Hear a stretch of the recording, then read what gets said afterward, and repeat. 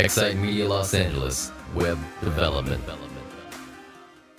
The views expressed and the opinions given by the individual host and guest do not necessarily reflect those of this station, the station's network, any other affiliates under this network, or its sponsors.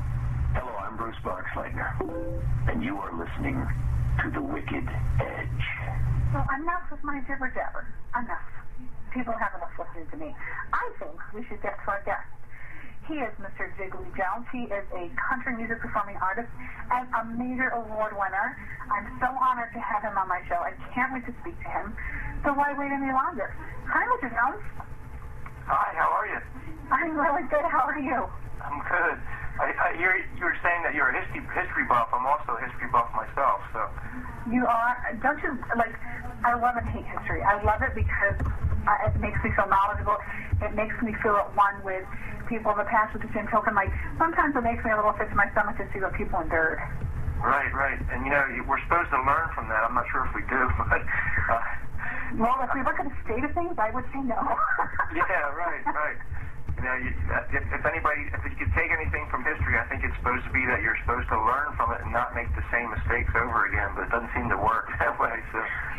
Not so much as a reason. Sometimes, and again, I'm not a real conspiracy theorist or anything like that, but sometimes I want to take, the Nazi regime to government and say, can we watch this just so, I don't know, does it happen again? Right. Let's learn from our ancestors.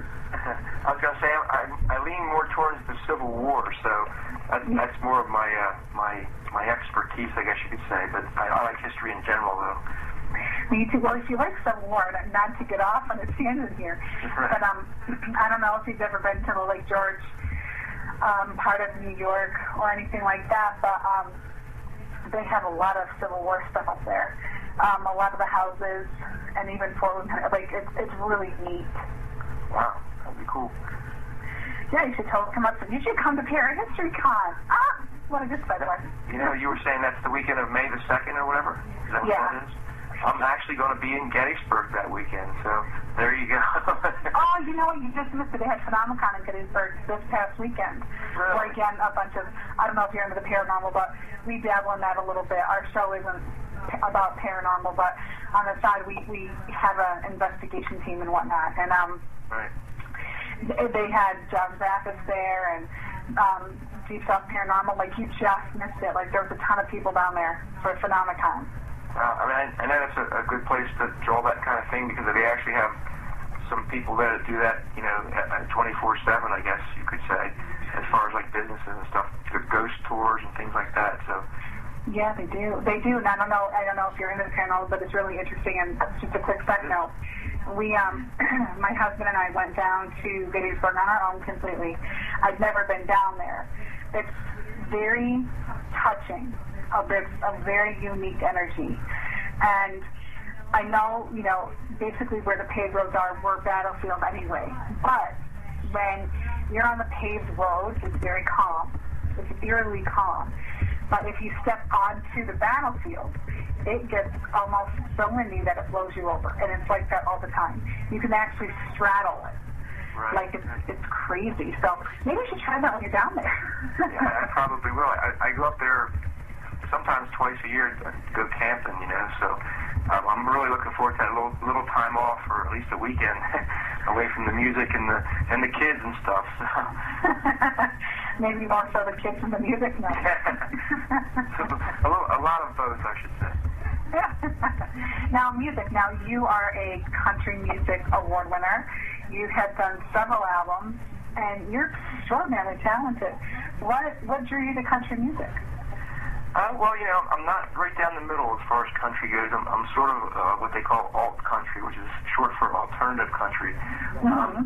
Another genre that I seem to fall into is called Americana, which encompasses a lot of different things, from bluegrass to folk music to things like that. So singer-songwriter stuff and that kind of thing. It's funny, as you go through your life and your age changes, your likes and dislikes change too. I think everybody knows that, but that's why I'll never get a tattoo. Because 10 years after I get it, I'll hate it. So I figured I'm just better off not getting one. But Well, I have a lot, so I can't say. Yeah, you're probably different than me in that way. I wish I could get one and then still be happy with it in 10 years, but I've always learned that the things I like now, 10 years from now, I don't. So, but I guess I could get my kids' names on there. I always love them. So. No, there you go. Yeah. Well, so my tattoos, not again off kids, but all my tattoos tell a story. So instead of like taking a picture sometimes, I have it put on my body. So it's not like something that'll be like, ooh, why did I get this? It's like, okay, I have it with me always. So maybe you can look at it from that point of view. Right. But, so I went through many different phases in music when I was younger. I actually played in a band up in New York that was a little heavier as far as harder rock. As I get a little older, I've mellowed out a bit, and I'm sort of back to my roots from when I was growing up, because around my house, like classic rock was like the thing that was played a lot. So a lot of stuff I liked back then, like Neil Young and the Eagles, and Steve Miller and things, are starting to come out of me now and in my music. So I'm a big country music fan these days, and that genre has really broadened. And lucky for me, it has, because like I said, I'm not right down the middle of country, so. They still have a place for me, so which is great. So. Well, you have a very unique sound. That's true, and you can tell you have many inspirations, which you collaborate them very nicely. And you have a very unique voice, a very beautifully unique voice. Thank you. And so you have a lot to add to, and the nice thing, like you said before, you're not just labeled one specific genre, which you can definitely tell with all your influences. But you fit into each of them nicely. And oh, absolutely. And I think it's so great. Now, where do you get your muse for your music? I always start with the music itself, and it's usually on a guitar. And then I set the mood by that. The lyrics usually come last with me. So, the music sets the mood for what the lyrical idea eventually ends up being. So I think that might be a little backwards from the way most people write, but that's just the way I've done it always.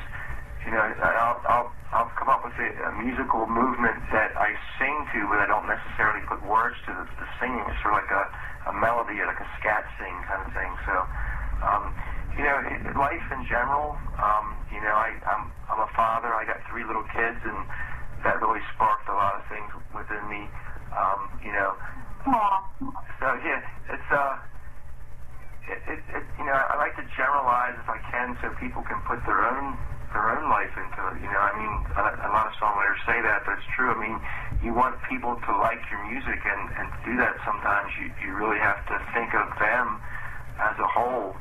And we're all humans, and we all go through the same thing, and that makes it easy to write about life, and knowing that people will relate to it. So it's more inspired by the generalization of life for me. I agree. Me, I'm a musician as well. I'm a singer, and I write songs too. And I do it backwards. I do the lyrics, and I'm not. I've learned, this is what I have a very hard time writing music itself.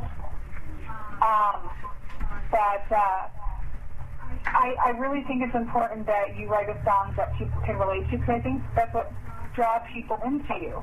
That they can sit there and go, oh my gosh, I can totally relate to this song. Whether, and they can relate to it in many ways, whether it's why you wrote the song, or that's just how they're doing it. I think that's so important either way, is to make the fans relate to it. So I think that's such a good thing that you said, because as a musician, it's so important. Right. Yeah, there's been a few things I've written that were more specific, but for the most part, like I said.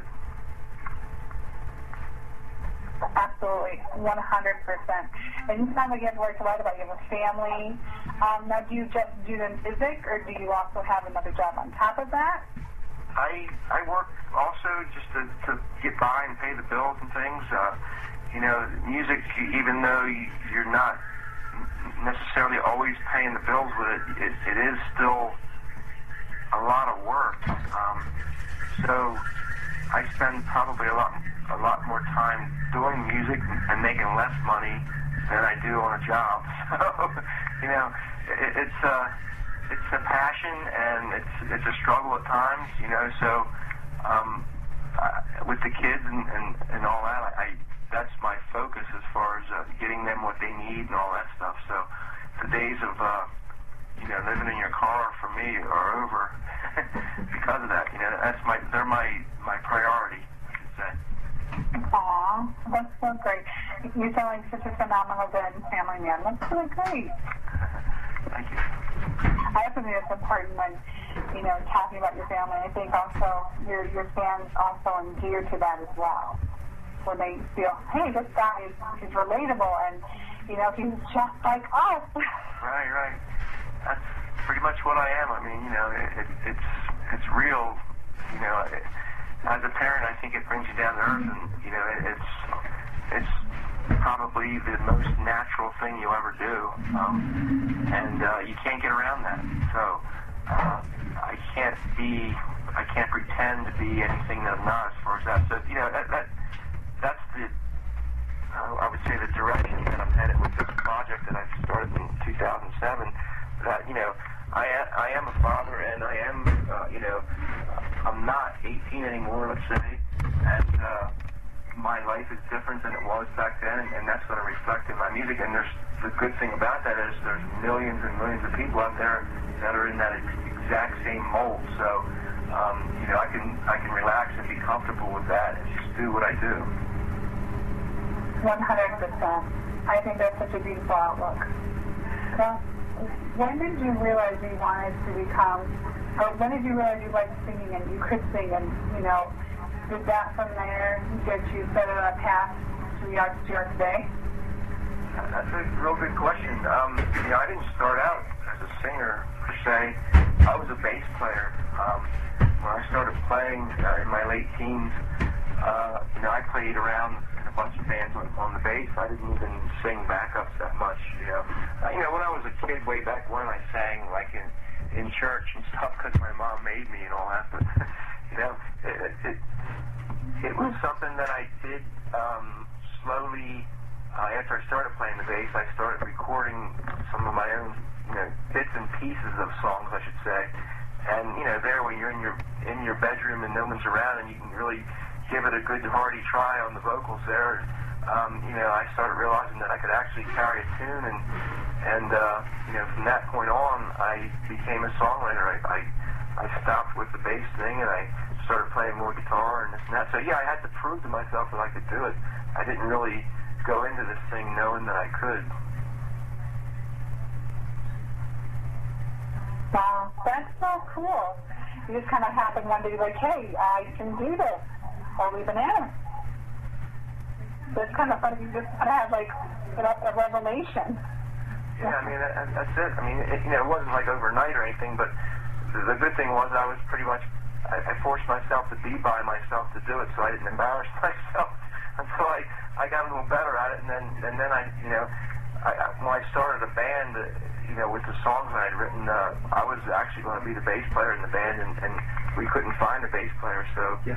I mean, we found the bass player, and we couldn't find a singer, so I sort of was forced into trying to be the lead singer of the band, and that's where it basically all started, as far as me performing like that. So, you know, I sort of fell into it, and it wasn't a big master plan.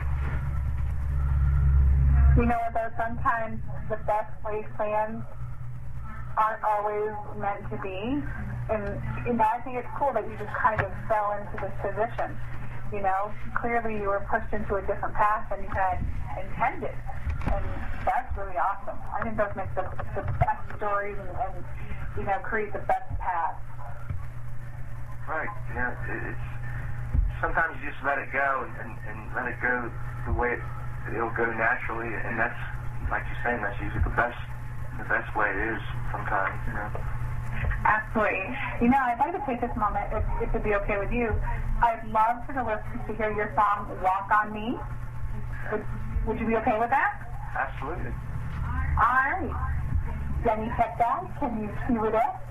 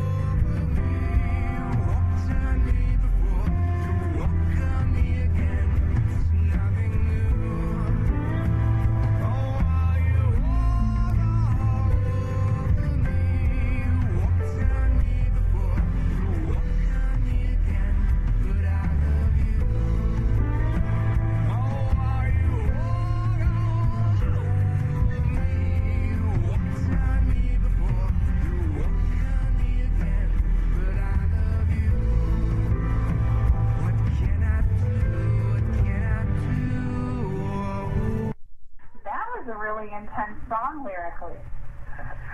Yeah, I mean, you know, it's one of those things I think that a lot of people have dealt with in their life, you know, and I guess you could look at it a couple different ways. You know, once again, I guess when I wrote the music, it had like a sad kind of feel to it, so the lyrics sort of followed suit. But, you know, there is a little hope at the end if you're a forgiving kind of person. That's true, unless you're mean. No, I'm joking. Yeah, I love the music to it. It's very intense, it's very deep, and then you add the lyrics to it, and it has a really great message. I mean, it has a, depending on how you take it, it does have a good message, like you said. But also, you know, I could also see somebody going, you know, "That's right, man, you walked on me and no more," you know. I think it's great because, you know, again, if you're like me, I have to relate to a song, and I could see myself in the car going, "That's right, man, no more, man. You're not going to walk on me anymore, man." Then I guess the guy's throwing out his poopy lip there and going, "But I still love you." And I'm kicking the ball. No, it's not autobiographical though. People ask me if that was based off of something that happened to me, but you know, it's not real. I mean, but people, I guess everybody has to deal with something sort of like that in their life as they grow up, but nothing specific in that case. Brought those lyrics out, just like I said, generalizing so people could place themselves within it or whatever. I like your disclaimer, like it wasn't autobiographical, so people won't call you and go, "Man, was that about me? Did you think I walked?" I like the disclaimer. They'll still ask me anyway, it doesn't matter. I get that too. Now I have to ask you, your name's Diddley Joe. Where did you come up with that? I got to give you credit. Usually that's the first question. So you held on this long. That's actually a real nickname that I've had for over a decade and a half, I'd say. I was living up in New York, up in Rockland County, New York, up near there, and sang in a band up there years ago, and that, for some reason, that term was floating around this party I was at with people, and it ended up getting stuck to me. Everybody thought it was funny. I didn't like it at first, but you know, once I realized that people thought it was cool, and everybody started calling me that from that point on, you know, when I brought this project to light, like I said, in 2007, I figured I'd use my nickname instead of my real name, which is Brian, because it's a little more interesting, and Brian's sort of boring, and you know, people seem to like it, so I'm sticking with it. Well, there you go. Nobody named Brian used to send any hate mail anywhere. He wasn't trying to be direct. He was just saying. It's funny, we get hate mail for the weirdest thing. So I had to put out a disclaimer out there. I can believe that, yeah. Just look at Facebook one day and you'll see all the hate and stuff that goes on. Oh, Lord, you have no idea. You know, it amazes me. You know, it's funny, and actually, Mr. Boxleiner and I had the same conversation. You know, I'm 34. When I was a kid, you know, the biggest thing to hit technology was Game Boys and Sega Genesis. And never in my wildest dreams did I ever think I could talk on the phone, surf the internet, and text all at the same time. Who even knows it would be possible? And now we've become a slave to technology. And with technology came social media. And who knew social media would be your biggest outlet for reaching out to people, whether it be business, personal, or otherwise. Right. And yet, it's also your biggest downfall. Yeah, isn't that true about the human race, though? You know, every time a good idea comes up, it's always people that come out and ruin it, you know? It's true. Yeah. You know? I mean, you know, you talk about, I don't know, you could talk about workplaces and then the unions and stuff that come out because the workplaces didn't treat them right, and then the unions become corrupt, and then, you know what I mean? Like, you develop something that's supposed to be good for something, and then it gets ruined, and then, you develop something else that's good to counteract that, and that gets ruined, and, you know. Nothing's untainted. Right, so.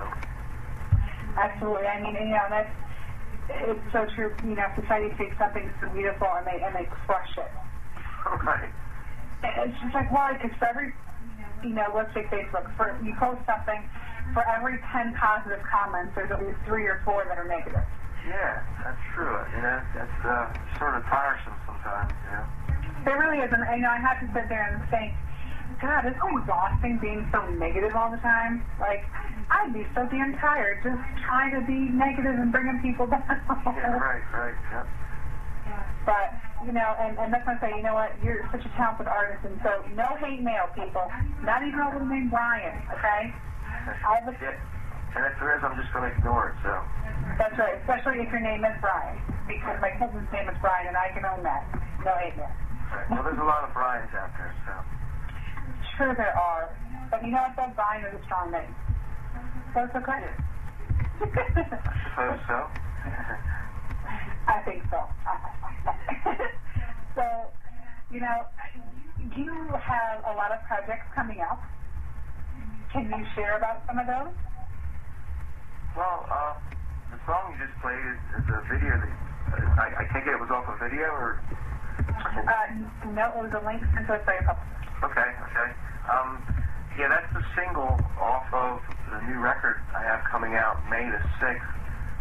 The record's called A Mountain, A Struggle, A Tunnel, A Light, and it'll be available on iTunes on May 6th. But the single itself, which is Walk On Me, there's a video to that that's out and around right now on YouTube and such. And they also sent it to radio the same day the video came out, which is actually Monday, 2 days ago. So right now the focus is all on getting that single out to radio and then seeing how that plays out. Usually that takes a good month or so before you know where you're staying with it. So in the meantime, I'm just playing as much as I can out live, which I usually do just by myself with the guitar. And usually it's within 3 hours of where I'm from. I play New York a lot. I do Philly, Harrisburg down in New Jersey, Delaware, that kind of thing. Once in a while I'll branch out to Virginia. I did the CMA Festival in Nashville last year, and I'm doing that again this year. So, and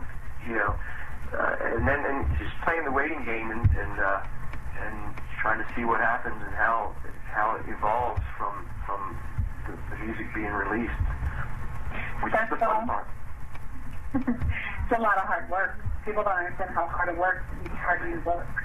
Yeah, and it's I think people have a different view of what it really is. It is work, and it's those who persevere through the worst stages are the ones that usually get the most out of it. And I always call it an emotional roller coaster ride, because it is. It's difficult. That's why everybody doesn't do it. It's one of those things. It looks like a lot of fun, and it can be. But it's like painting. I don't know if you feel the same way. You see someone painting a fence or something. It almost looks fun, and then when you give it a try, after about 5 minutes, you realize it's work. So it's not fun anymore. But it's like you're saying. It's really tough sometimes. It is. I mean, for recording, I'm a perfectionist. So for me, and I'm sure you're the same way, you have to record a song until you get it right. And on albums, they can be up to 12 songs. So that's a lengthy process. Before that, the writing process is a long process. And then you have, the media and the releases, and you have to deal with the companies and your publicists. And it's, people are like, oh my gosh, that sounds so hard. But, what it really is, and it can be very emotionally draining. Sure, and physically tiring too. It takes a lot out of you. It's like when you're driving a car. It's really not. You're not moving around that much, but heck, you drive for 8 hours, you're tired. It's just one of those things that it really takes it out. I especially don't know how you feel about this, but in the studio, it really drains me. Playing live is one thing, but for some reason, I guess because it's so mental and physical in the studio, it really takes its toll on me. But you mentioned about songwriting. People don't realize there are people that do write songs, and in this day and age, when you have American Idol and things like that, where people are just pretty much going up there and singing other people's songs. I mean, somebody wrote that song, and it's not all about performance. It seems like that's a dying art these days. People seem to be ignoring the fact that the songwriting part of things is just as difficult as anything else. It's a lot of work, and you're in a position as a musician where you can skip that stage if you really want. You could be a cover band and throw a bunch of songs together and go out and play and make money, but songwriting is the heart of everything music related, and people I think are getting away from that. I agree. Music, you mentioned artists and, painting a fence is hard work. Music and songwriting is an art, and it takes a piece of you every time you write something. Even if it's a good song, it takes a piece of you. And that's, and even for me sometimes I forget, and because I'll listen to certain songs, and I don't know about you, but sometimes I over-critique things or something like that, and I take for granted that regardless how I feel about the song, somebody put their heart and soul into it. Somebody sat down and really tried to make a piece of art and make it work. And I think that's also what's wrong sometimes with certain things is we forget as listeners that this is a piece of somebody. And regardless of how you feel about the song or not, that was somebody's child, if you will. I'm with you on that. And like I said, I think people are losing touch with that, and I think that's just a reflection of of what's going on with reality TV and all that stuff, and that's just my opinion, but it's just there's too many opportunities to skip that part of the journey and just jump right into let me do someone else's song, and I think people are selling themselves short by doing that, and I think, in my opinion, there'll be no more Led Zeppelins because it's just not allowed to happen anymore. I think people should recognize that and take a step back and try to focus back on the creative side of things. I mean, like I said, I think when shows like American Idol are laid right in your lap, I always said that you can go to any church in the country and find somebody who can sing their butt off. Or any high school, there's at least one person that can sing like a champion. But you go to that same church and you find a really, really good songwriter, and it's going to be a hard find. So I think that's just my 2 cents. However, look what I do have to say. Cover songs are one thing, but there are some singers out there who really, like you said, can sing like a champ. They're not necessarily songwriters. I think songwriters come from a different place. Right. And sometimes people don't necessarily can tune into that. But if you put a songwriter and a singer together that mesh really well, and I do believe there's talented songwriters out there who can't sing or play an instrument, but they can write beautiful art. You put those two together, I think that's also a very good fit. Yeah. Because it's a new song and it's an original song, and then they have a voice to express that song. I think that's good. I think always, don't get me wrong, I like covers. There's certain, artists and songs that I love, and I love to sing their music because, it's a piece of me, because I can relate to the song. But I think there's also something to be said for, a songwriter who finds somebody to voice their art. Right. That's my point. Yeah. Well taken. Thank you. Now, usually you come to New York. Whereabouts in New York do you come to? Usually Lower Manhattan, that area. Lower East Side, along houses in there, for the most part. I usually, the bitter end I played at Bleecker Street, a couple clubs along in that area down there. I'll go anywhere I need to. I've played in Queens and this and that, but I seem to keep coming back to that same area down there. So. Did you ever get to upstate New York? Not yet. I mean, back in the day when I lived up there, I played in Nyack. I guess that's as far north as I went. I was invited to do an outdoor event up above Newburgh, I think, this summer. I think mid-July, something like that. I guess, are you familiar with Newburgh up that way? Kind of. I'm more familiar with Albany, Syracuse, Binghamton area. Okay. But other than that, I haven't gone too far north up that way. Well, you should. You should come up towards Binghamton, Albany, Syracuse. I know I should. There's a lot of places I'd love to go, you know. We have a lot of music fests over the summer throughout the area that I think would really take to you and welcome you with open arms because you're a fresh sound. That would be cool. You're saying Binghamton, that area? Yeah, Binghamton. I know Syracuse. They have a bunch of outside music festivals. And as I was talking earlier, Rolling Health Asylum in East Bethany, New York, near Rochester, they're going to have some music events over the summer that I think would be awesome for you because you like history. It's history. And I think a lot of people would love your music. And Sharon's a beautiful woman to come out because she does a lot of fundraisers. And so, you know, I think you'd be great out there. That would be cool. We'll have to hook you up with some people. Okay, that'd be awesome. Hey, the more the merrier. Like I said, I do a lot of traveling. People think I'm crazy. I usually don't stay overnight. I usually do the show and come back. Usually in New York, it takes me 4 hours to get parked and all that, and then I'll just do my show and hang out a little bit and drive back that night. So I don't mind it that much, you know. Usually if I get a good cup of coffee, I'm good to go. We'll have to tell your writer that we got to give you lots of coffee and Red Bull. We'll have to tell your writer.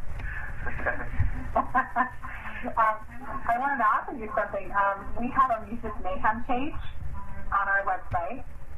And if you would like, we would absolutely love to feature you as an artist. I mean, right now we have some really great artists up there as well. We have Ivan DeCrum from White Zombie, Amy Rose, the Redneck Diva, love her. We have Babylon AD. We have a bunch of other bands that we feature, and we put, you know, a press release up there along with links to the Book and Buy Your Songs and tour dates. That would be great. I'm looking at it right now. I'm looking at your page. Oh, well, thank you. Yeah, I would be honored to be on that page. We would be honored and privileged to have you on there. Okay.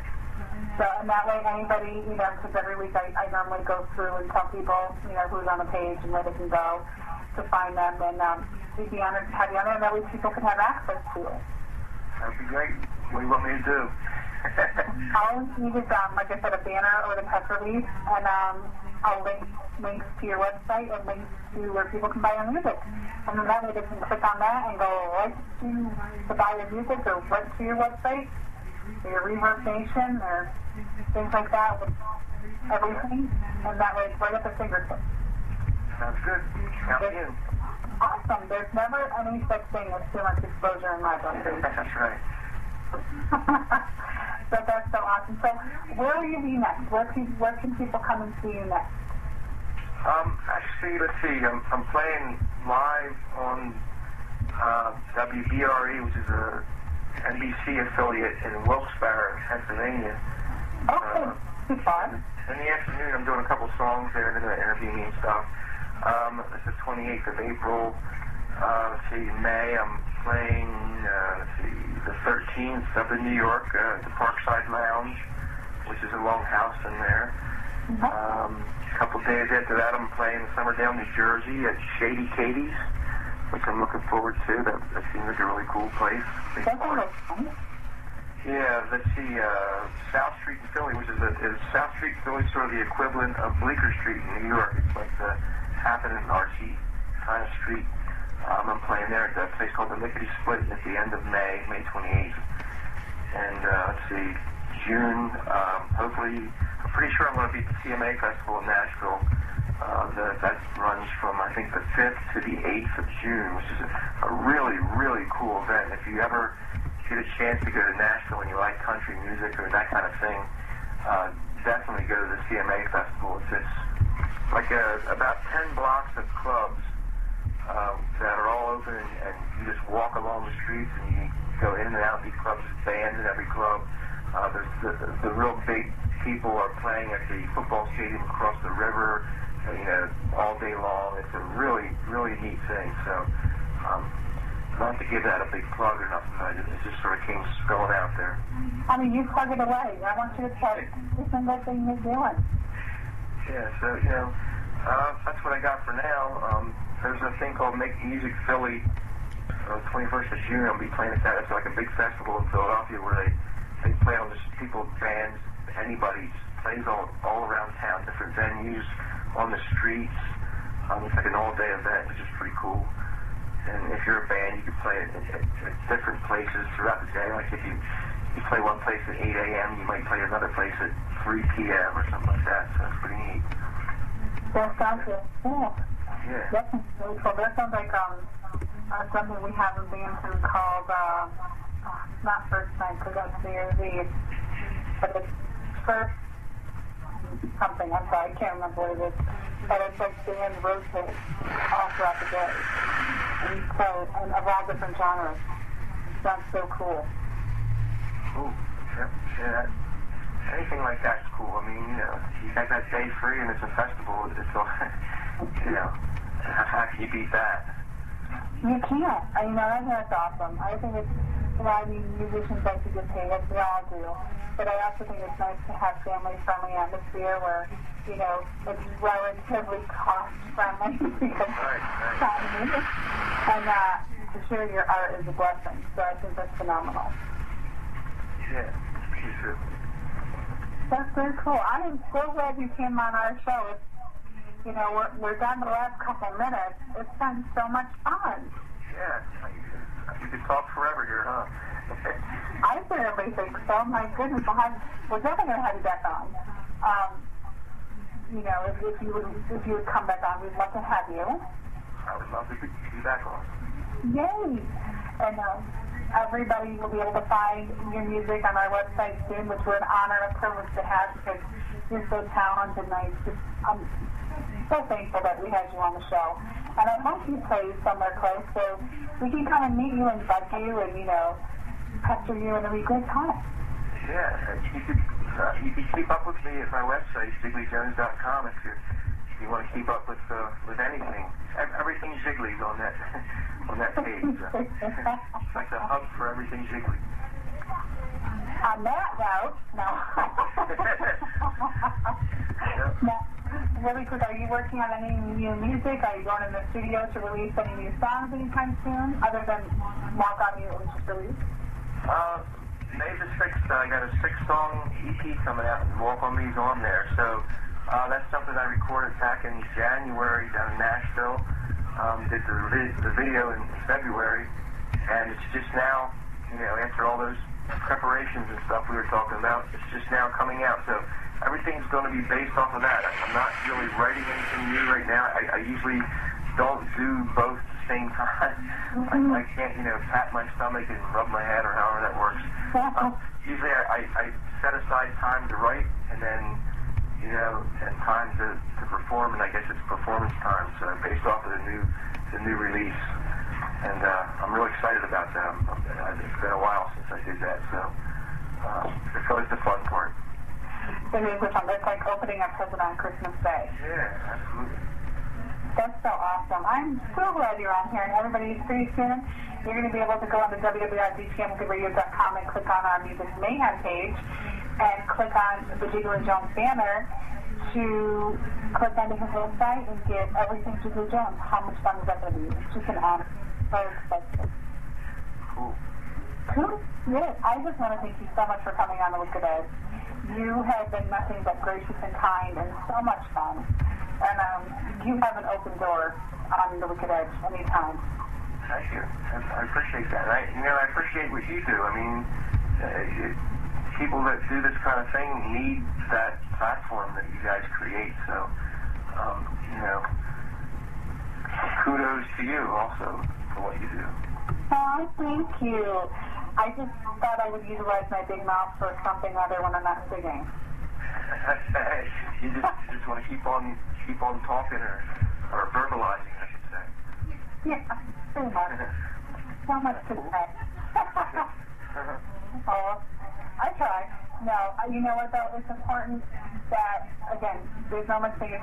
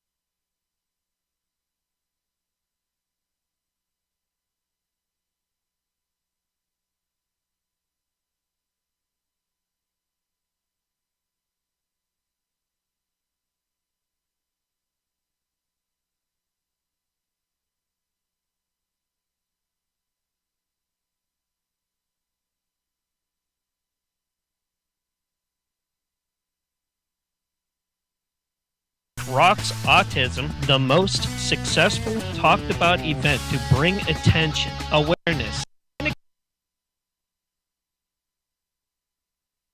Rocks Autism. Make it your business to see that federal, state, and local governments are conducted honestly. Help to maintain